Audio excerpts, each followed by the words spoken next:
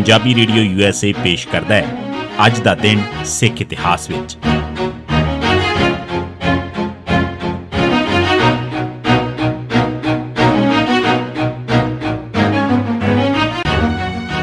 ਸਿੱਖ ਇਤਿਹਾਸ ਦੀਆਂ ਘਟਨਾਵਾਂ 'ਚ 27 ਅਕਤੂਬਰ ਦਾ ਦਿਨ 1676 ਇੱਕ ਸਿੱਖ ਨੇ ਔਰੰਗਜ਼ੇਬ ਤੇ ਹਮਲਾ ਕੀਤਾ। ਗੁਰੂ ਤੇਗ ਬਹਾਦਰ ਸਾਹਿਬ ਦੀ ਸ਼ਹੀਦੀ ਨਾਲ ਸਿੱਖਾਂ 'ਚ ਬੜਾ ਰੋਸ ਤੇ ਰੋਹ ਪੈਦਾ ਹੋਇਆ। ਸਿੱਖ ਔਰੰਗਜ਼ੇਬ ਨੂੰ ਸਜ਼ਾ ਦੇਣੀ ਚਾਹੁੰਦੇ ਸਨ, ਪਰ ਔਰੰਗਜ਼ੇਬ ਬੜੀ ਹਿਫਾਜ਼ਤ 'ਚ ਰਹਿੰਦਾ ਸੀ। ਇਸ ਸੁਰੱਖਿਆ ਦੇ ਬਾਵਜੂਦ ਤਵਾਰੀਖ 'ਚ 3 ਘਟਨਾਵਾਂ ਮਿਲਦੀਆਂ ਨੇ ਜਿਨ੍ਹਾਂ ਮੁਤਾਬਕ ਸਿੱਖਾਂ ਨੇ ਔਰੰਗਜ਼ੇਬ ਤੇ ਹਮਲਾ ਕੀਤਾ ਸੀ। 27 ਅਕਤੂਬਰ 1676 ਦੇ ਦਿਨ ਬੇੜੀ 'ਚੋਂ ਉਤਰਦੇ ਸਮੇਂ ਬਾਦਸ਼ਾਹ ਤੇ ਇੱਕ ਸਿੱਖ ਨੇ ਇੱਟਾਂ ਨਾਲ ਹਮਲਾ ਕੀਤਾ। ਇਸ ਘਟਨਾ ਦਾ ਜ਼ਿਕਰ ਮੁਆਇਸਰੇ ਆਲਮਗੀਰੀ ਦਾ ਲੇਖਕ ਪੰਜਾਬੀ ਯੂਨੀਵਰਸਿਟੀ ਦੀ ਪੰਜਾਬੀ 'ਚ ਤਰਜਮਾ ਹੋਈ ਐਡੀਸ਼ਨ ਦੇ ਸਫ਼ਾ 135 ਤੇ ਇੰਜ ਮਿਲਦਾ ਹੈ ਕਿ 19 ਤਰੀਕ ਰਜਬ ਯਾਨੀ ਵੀਰਵਾਰ 27 ਅਕਤੂਬਰ 1676 ਨੂੰ ਸ਼ਹਿਨਸ਼ਾਹ ਕਿਸ਼ਤੀ ਤੋਂ ਉਤਰ ਕੇ ਤਖਤੇ ਰਵਾਂ ਤੇ ਸਵਾਰ ਹੋ ਰਹੇ ਸਨ ਤਾਂ ਇੱਕ ਬਦਕਿਸਮਤ ਸਿਰਫਿਰੇ ਨੇ ਜੋ ਗੁਰੂ ਤੇਗ ਬਹਾਦਰ ਸਾਹਿਬ ਦਾ ਚੇਲਾ ਸੀ 2 ਇੱਟਾਂ ਸੁੱਟੀਆਂ ਜਿਨ੍ਹਾਂ 'ਚੋਂ ਇੱਕ ਤਖਤ ਉੱਤੇ ਡਿੱਗੀ। ਜਲਾਓ ਦੇ ਪਿਆਦਿਆਂ ਨੇ ਉਸ ਮੰਦਭਾਗੇ ਨੂੰ ਕੋਤਵਾਲ ਦੇ ਹਵਾਲੇ ਕਰ ਦਿੱਤਾ। 1688 ਗੁਰੂ ਗੋਬਿੰਦ ਸਿੰਘ ਸਾਹਿਬ ਪੌਂਟਾ ਸਾਹਿਬ ਤੋਂ ਚੱਕ ਨਾਨਕੀ ਵੱਲ ਚੱਲੇ। ਪੌਂਟਾ ਸਾਹਿਬ 'ਚ ਹਾਜ਼ਰ ਸਿੱਖਾਂ 'ਚ ਵਿਚਾਰ ਕਰਕੇ ਗੁਰੂ ਗੋਬਿੰਦ ਸਿੰਘ ਸਾਹਿਬ ਨੇ ਚੱਕ ਨਾਨਕੀ ਜਾਣ ਦਾ ਫੈਸਲਾ ਕਰ ਲਿਆ। ਨਾਨ ਦੇ ਰਾਜੇ ਨੇ ਬੜੀ ਕੋਸ਼ਿਸ਼ ਕੀਤੀ ਕਿ ਗੁਰੂ ਜੀ ਨਾਨ ਰਿਆਸਤ 'ਚੋਂ ਨਾ ਜਾਣ, ਪਰ ਆਪ ਨੇ ਉਸ ਨੂੰ ਦਿਲਾਸਾ ਦਿੱਤਾ ਤੇ ਤਿਆਰੀ ਸ਼ੁਰੂ ਕਰ ਦਿੱਤੀ।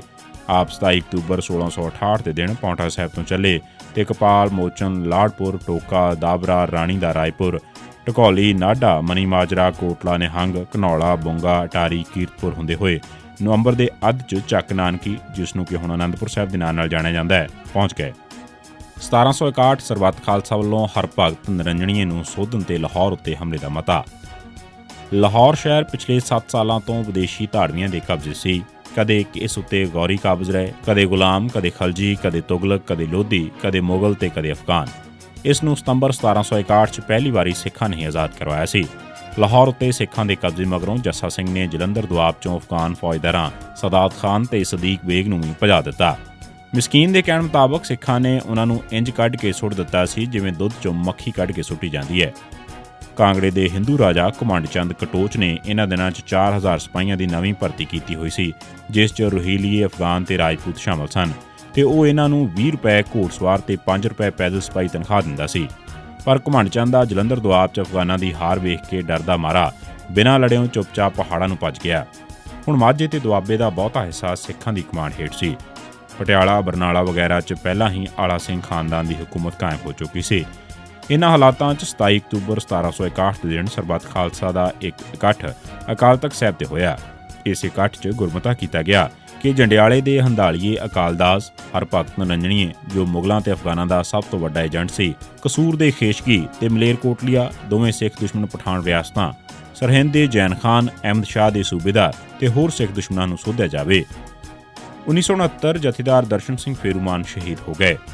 1960, 61 ਤੇ 65 'ਚ ਕੁਝ ਅਕਾਲੀ ਆਗੂਆਂ ਵੱਲੋਂ ਮਰਨ ਵਰਤ ਰੱਖ ਕੇ ਛੱਡ ਦੇਣ ਦੀ ਬਦਨਾਮੀ ਮਗਰੋਂ ਪੁਰਾਣੇ ਅਕਾਲੀ ਬਾਅਦ 'ਚ ਕਾਂਗਰਸੀ ਤੇ 1969 'ਚ ਸੁਤੰਤਰ ਪਾਰਟੀ ਦੇ ਆਗੂ ਦਰਸ਼ਨ ਸਿੰਘ ਫੇਰੂਮਾਨ ਨੇ ਚੰਡੀਗੜ੍ਹ ਤੇ ਹੋਰ ਮੰਗਾਂ ਦੇ ਨਾਲ ਸਿੱਖ ਧਰਮ ਉੱਤੇ ਫਤਿਹ ਸਿੰਘ, ਮਾਸਟਰ ਤਾਰਾ ਸਿੰਘ, ਸੰਪੂਰਨ ਸਿੰਘ, ਰਾਮਚੰਨਣ ਸਿੰਘ, ਉਮਰਾ ਨੰਗਲ, ਸ਼੍ਰੀ ਵਗੈਰਾ ਦੇ ਵਰਤ ਛੱਡਣ 'ਚ ਲੱਗੇ ਕਲੰਕ ਨੂੰ ਲਾਉਣ ਵਾਸਤੇ ਮਰਨ ਵਰਤ ਰੱਖਣ ਦਾ ਐਲਾਨ ਕਰ ਦਿੱਤਾ। ਦਰਸ਼ਨ ਸਿੰਘ ਫੇਰੂਮਾਨ ਦੇ ਮਰਨ ਵਰਤ ਦਾ ਐਲਾਨ ਕਰਨ ਤੇ ਉਸ ਨੂੰ ਪੰਜਾਬ ਦੀ ਅਕਾਲੀ ਸਰਕਾਰ ਨੇ 12 ਅਗਸਤ ਨੂੰ ਗ੍ਰਿਫਤਾਰ ਕਰਕੇ ਸੈਂਟਰਲ ਜੇਲ੍ਹ ਅੰਮ੍ਰਿਤਸਰ ਭੇਜ ਦਿੱਤਾ।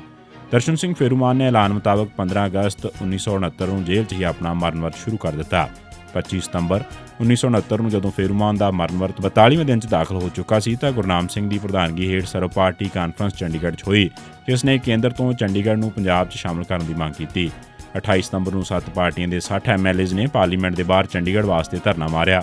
ਸਾਰੀਆਂ ਪਾਰਟੀਆਂ ਵੱਲੋਂ ਗਿਆਨੀ ਭੁਪਿੰਦਰ ਸਿੰਘ ਨੂੰ ਫੇਰੂਮਾਨ ਨੂੰ ਮਿਲ ਕੇ ਵਰਤ ਛੱਡਣ ਦੀ ਅਪੀਲ ਵੀ ਕੀਤੀ ਗਈ। 1 ਅਕਤੂਬਰ 1969 ਨੂੰ ਜਦੋਂ ਵਰਤ ਦਾ 47ਵਾਂ ਦਿਨ ਸੀ, ਗਿਆਨੀ ਭੁਪਿੰਦਰ ਸਿੰਘ ਫੇਰੂਮਾਨ ਨੂੰ ਮਿਲੇ ਤੇ ਵਰਤ ਛੱਡਣ ਦੀ ਅਪੀਲ ਕੀਤੀ, ਪਰ ਫੇਰੂਮਾਨ ਨੇ ਭੁਪਿੰਦਰ ਸਿੰਘ ਨੂੰ ਜਵਾਬ ਦਿੱਤਾ ਕਿ ਤੁਸੀਂ ਦਰਬਾਰ ਸਾਹਿਬ ਦੇ ਹੈੱਡ ਗ੍ਰੰਥੀ ਰਹੇ ਹੋ, ਤੁਹਾਨੂੰ ਸਿੱਖ ਦੀ ਅਰਦਾਸ ਦਾ ਮਤਲਬ ਤੇ ਮਹਾਨਤਾ ਜਾਣਨੀ ਚਾਹੀਦੀ ਹੈ। ਮੈਂ ਤਾਂ ਚੰਡੀਗੜ੍ਹ ਮਿਲਣ ਤੇ ਹੀ ਮਰਨ ਵਰਤ ਛੱਡਾਂਗਾ। 12 ਅਕਤੂਬਰ ਨੂੰ ਹਰਿਆਣੇ ਦੇ ਉਦੈ ਸਿੰਘ ਮਾਨ ਨੇ ਆਪਣਾ ਮਰਨ ਵਰਤ ਛੱਡ ਦਿੱਤਾ, ਪਰ ਫੇਰੂਮਾਨ ਨੇ ਅਜਿਹਾ ਨਾ ਕੀਤਾ। 11 ਅਕਤੂਬਰ ਨੂੰ ਫੇਰੂਮਾਨ ਤੋਂ ਪੁਲਿਸ ਦਾ ਪਹਿਰਾ ਵੀ ਹਟਾ ਲਿਆ ਗਿਆ ਤੇ ਉਹਨਾਂ ਤੇ ਦਰਜ ਸਾਰੇ ਮੁਕੱਦਮੇ ਵਾਪਸ ਲੈ ਲਏ ਗਏ।